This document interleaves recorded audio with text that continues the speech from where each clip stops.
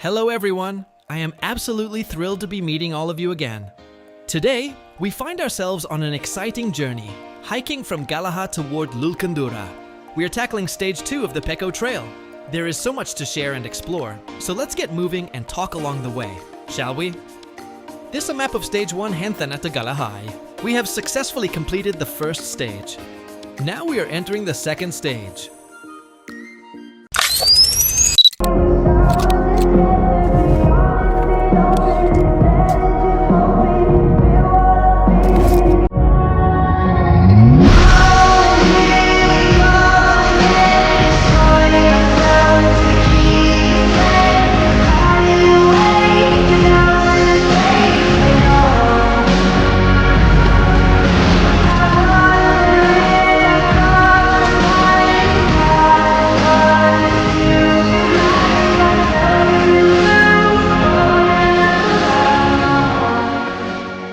This is a map of stage 2.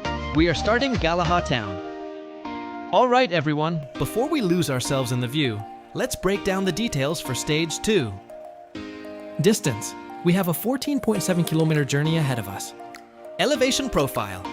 We'll be navigating a total ascent of 1,060 meters, reaching a peak altitude of 1,330 meters.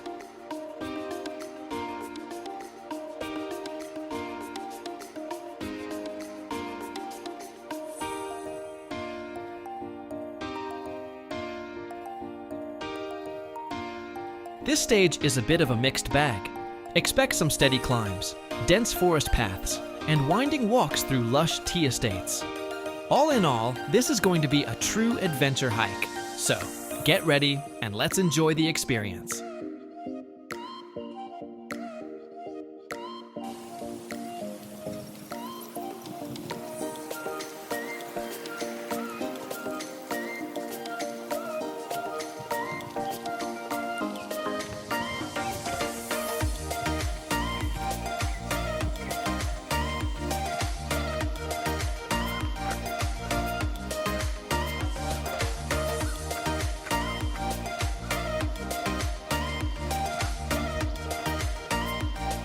Now, just to clarify our route for today, we won't be heading directly from Galaha to Loolkandura.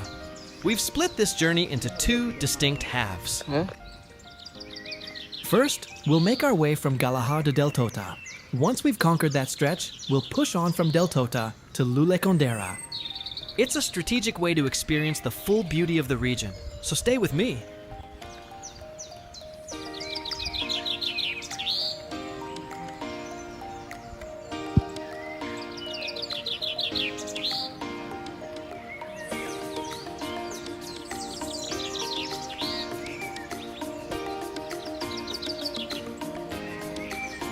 Friends, we are currently trekking along a dirt path right in the heart of these tea plantations. If you wish to continue this journey with us, staying hydrated is absolutely essential. So please, don't forget to bring your water along.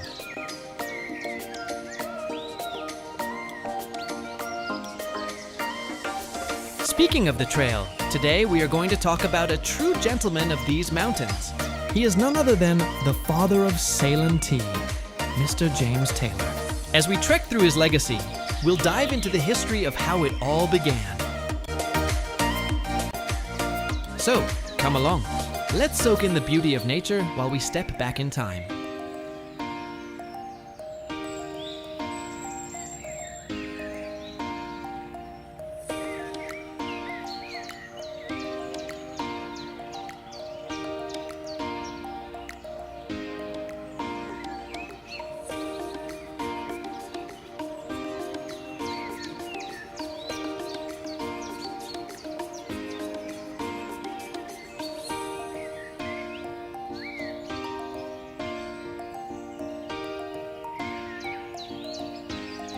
Every time we sip a cup of Ceylon tea, we are tasting a piece of history. But did you know that 160 years ago, this island wasn't famous for tea? It was a coffee island.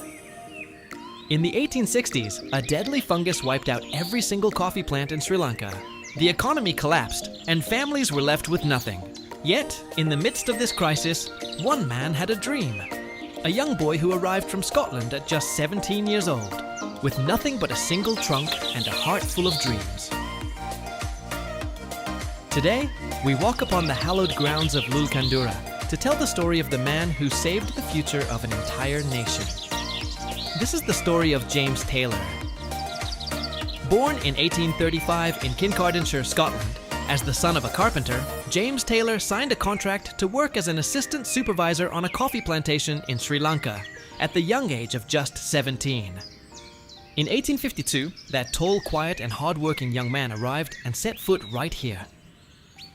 He was dispatched to the Loolkandura Estate in Deltota. I invite you to imagine the conditions of that era.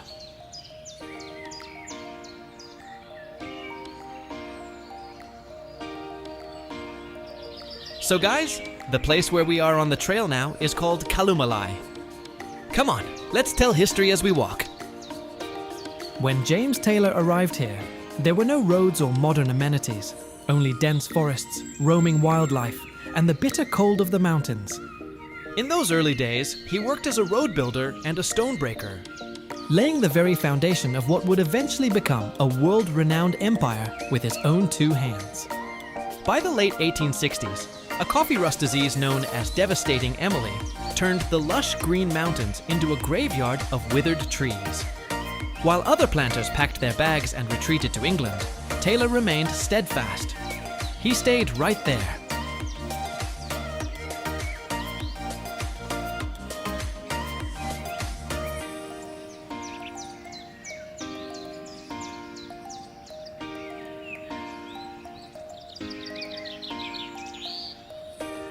He began experimenting with tea seeds brought from Assam, India. In 1867, he cleared 19 acres of land, what we now revere as Field Number 7. This became Sri Lanka's first commercial tea plantation.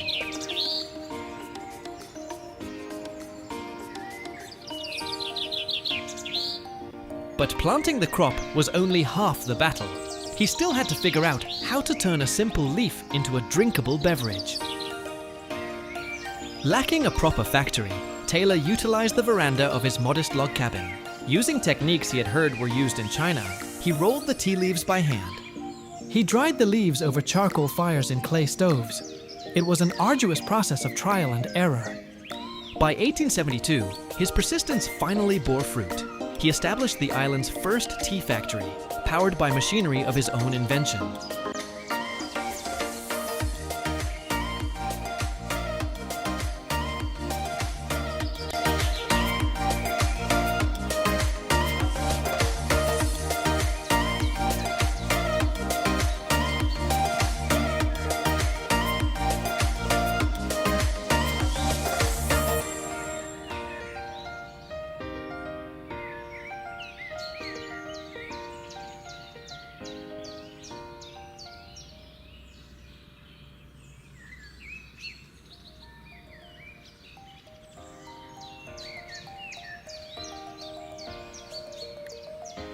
Alright my friends, we have now reached the first phase of our second stage. We are currently standing in the area known as Deltota.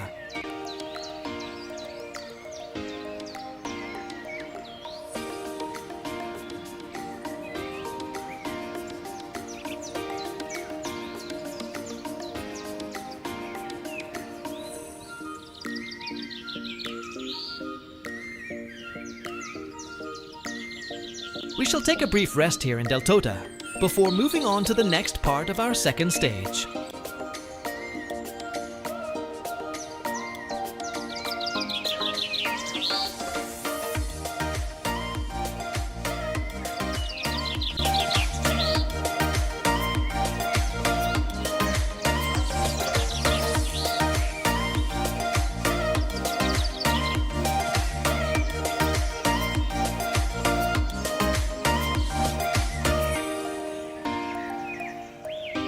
Alright, we are now about to head into the pin forest, turning our hike into a true adventure hike.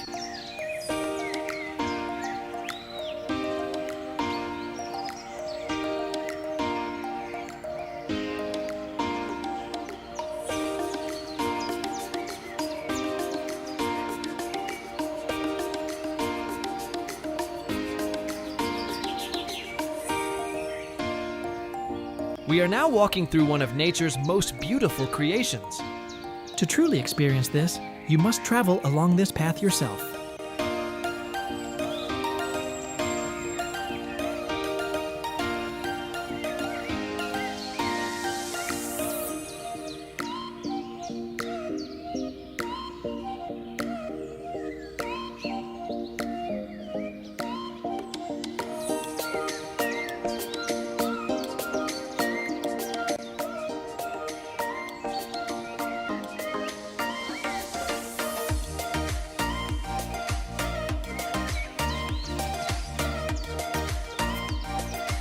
As beautiful as nature is, it can be equally brutal. Here is the proof. Due to the cyclone that struck last year, so many trees have been uprooted and brought down. It is right here that our trek transforms into a true adventure hike. Come, let us press forward.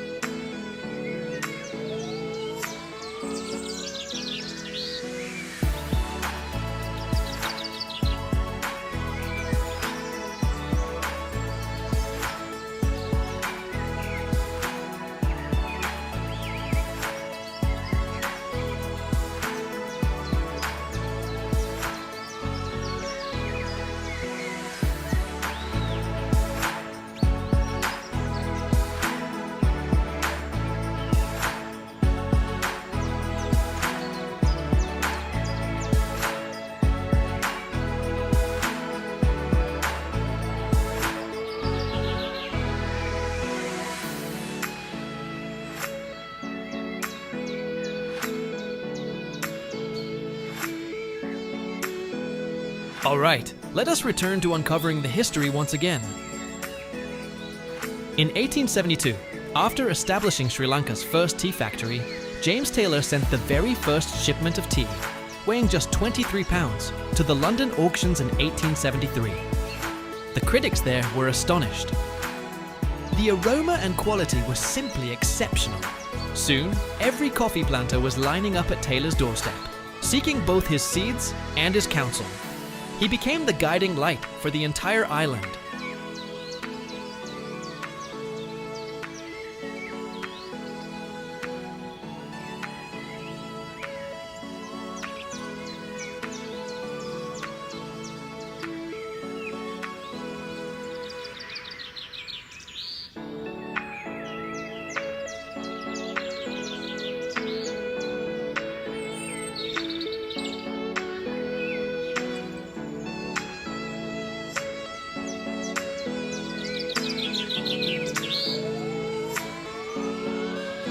We are currently making our way to the summit of this mountain via a zigzag path.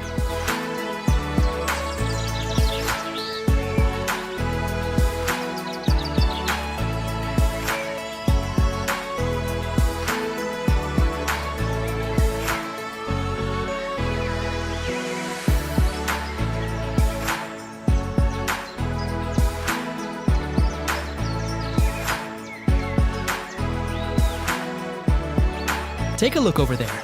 That is Deltota town.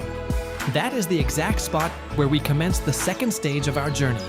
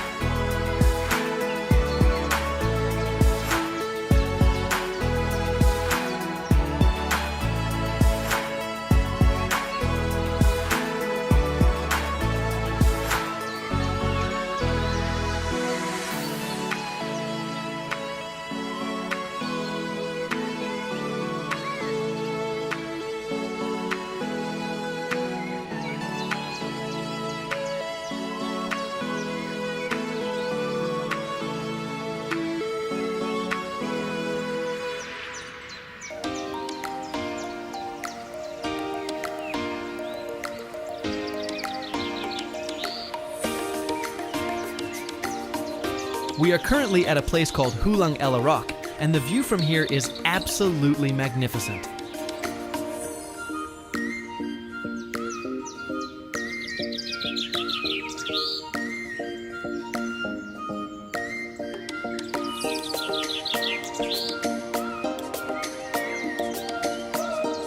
We climbed this mountain with great exhaustion to reach the summit, but the moment this breeze touches our skin, all that hardship simply vanishes.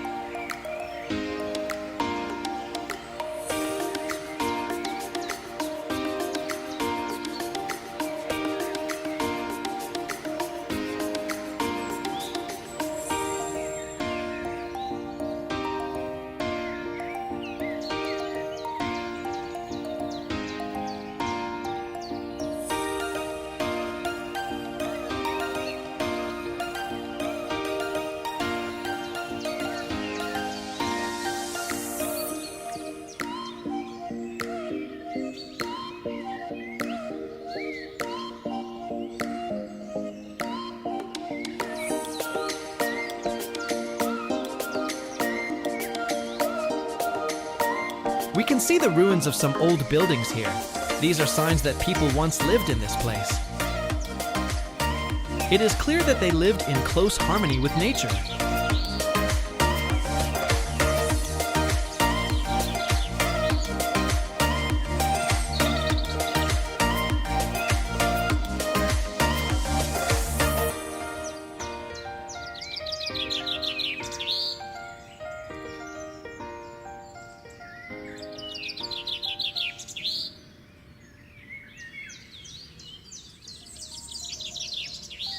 All right, friends, everyone get ready.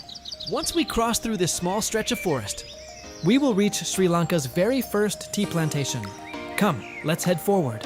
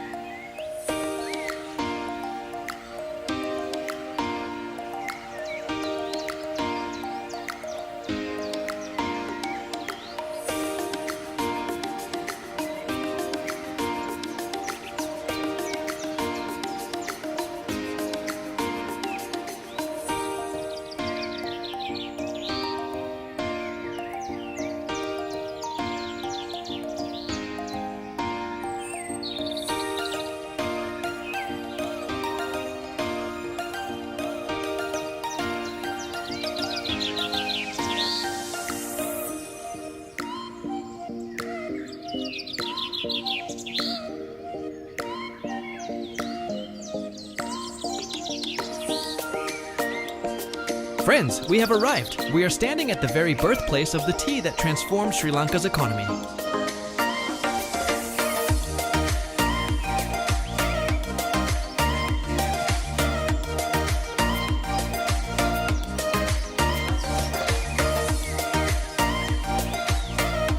Wow, it is absolutely stunning.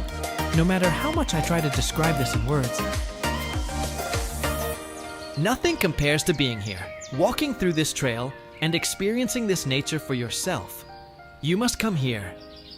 My friends, spend some of your time surrounded by this natural beauty. Let us look back at history once again. Following that, Thomas Lipton arrived. Lipton was a marketing genius. He met Taylor right here at Loolkandura. Together, they realized that tea shouldn't just be a luxury for the wealthy. It had the potential to be a beverage for the common people. This partnership carried Ceylon Tea from a small mountain estate all the way to the breakfast tables of the British Empire.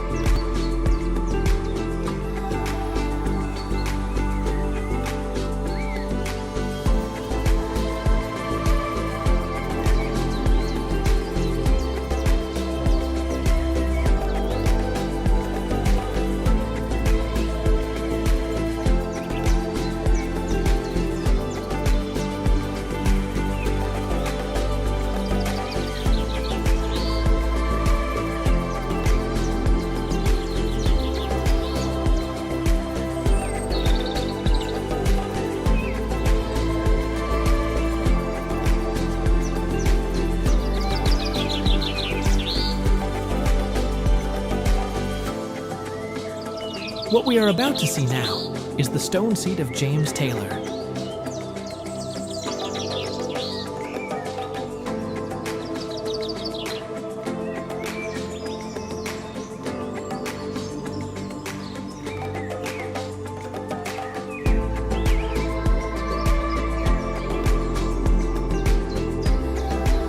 This stone bench, known as James Taylor's seat, offers a panoramic view of the Loolkandura Estate.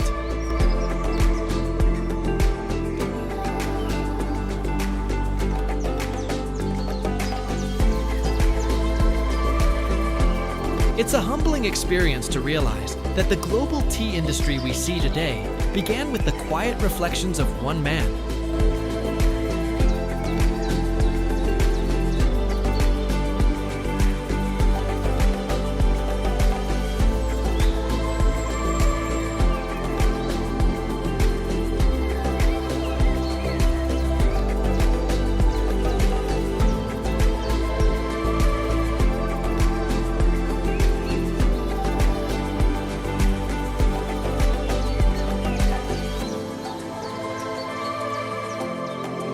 It is a simple stone bench located at a high vantage point overlooking the vast valleys of the estate. It is said that Taylor would sit here for hours, looking out over his plantation, planning his next move, or simply enjoying the fruits of his labor. Sitting right here, looking out at these very mountains.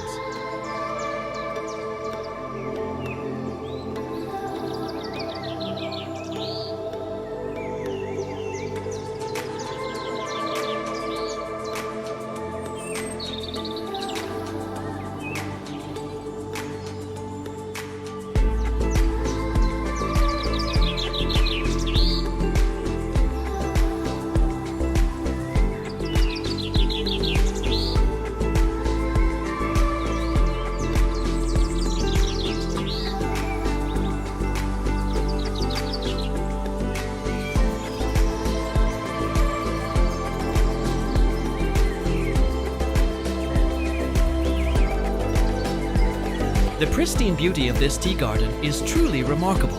It looks so untouched and elegant. All right, let us resume our historical narrative. What truly defined James Taylor as a remarkable human being was his soul. In the 40 years he spent in Sri Lanka, he took only a single holiday, and even then, it was to visit India to further his studies on tea. He never married. He never returned to Scotland to enjoy his wealth or success. Loolkandura was his home, his partner, and his entire life.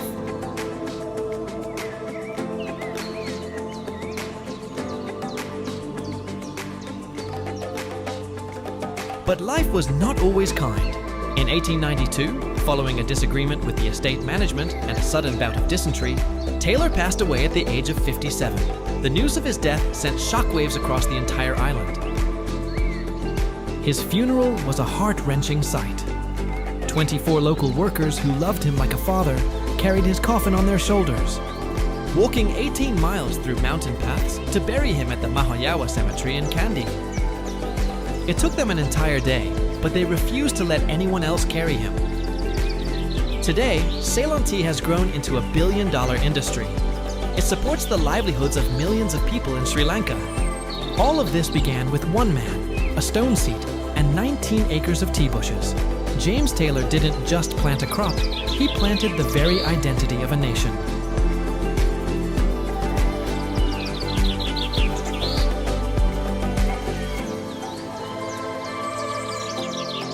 So, the next time you hold a warm cup of tea, spare a thought for that Scotsman who stood in the rain at Loolkandura, dreaming of a better future for this island. His body may rest in Kandy, but his soul lives on in every drop of tea we drink. We have finally reached the end of our journey. We have explored the history of James Taylor together. Thank you for staying with me until the very end. Our next video will feature Stage 3 of the Pekoe Trail. Please continue to support us by subscribing to our channel, liking, and sharing. Stay tuned next video soon.